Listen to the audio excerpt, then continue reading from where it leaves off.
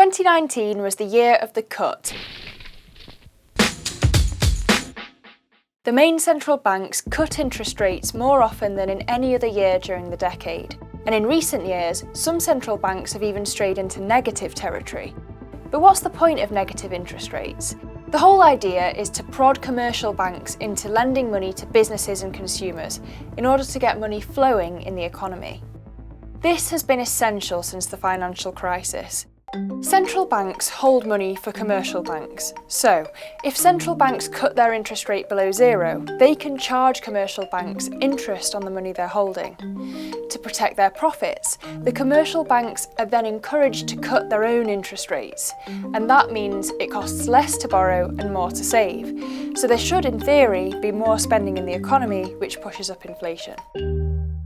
The Central Bank of Denmark was the first to venture below zero in 2012, followed 2 years later by several of Europe's central banks, and 2 years after that, the Bank of Japan. So, why aren't all the central banks doing it? So why should we be worried that the global economy has so many central banks operating with negative and zero interest rates?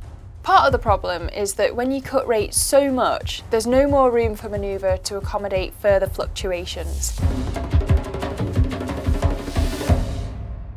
The Bank for International Settlements published a report last year which said, "There's something vaguely troubling when the unthinkable becomes routine." So, what's next for central banks?